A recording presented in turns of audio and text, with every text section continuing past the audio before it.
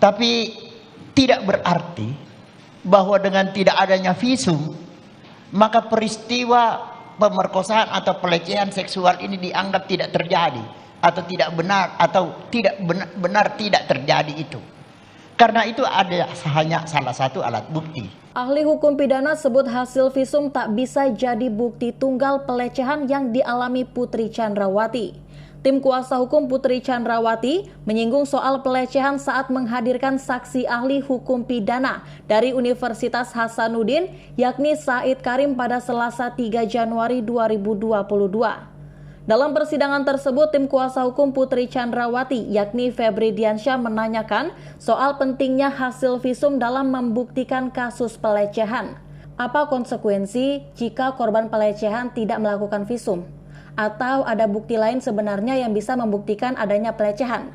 Tanya penasehat hukum keluarga Verdi Sambo yakni Febri Diansyah kepada Said Karim. Kemudian Said Karim menjawab meski tidak ada visum, pelecehan tetap bisa dibuktikan. Penelitian yang menyebutkan dan pernah disebut juga oleh ahli psikologi yang hadir di sini bahwa banyak korban kekerasan seksual itu merasa malu, merasa takut dan bahkan tidak melakukan visum. Nah, apa konsekuensi jika korban kekerasan seksual tidak melakukan visum dilihat dari aspek pembuktian pidana? Apakah visum sesuatu yang mutlak atau ada bukti lain sebenarnya yang bisa mengkonfirmasi adanya kekerasan seksual? Silahkan. Ya, baik. Mohon izin yang mulia untuk menjawab pertanyaan Bapak Penasehat Hukum.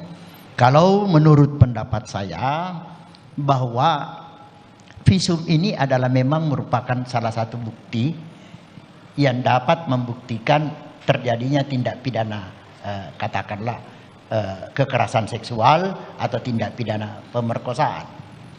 Tapi tidak berarti bahwa dengan tidak adanya visum maka peristiwa pemerkosaan atau pelecehan seksual ini dianggap tidak terjadi atau tidak benar atau tidak benar tidak terjadi itu.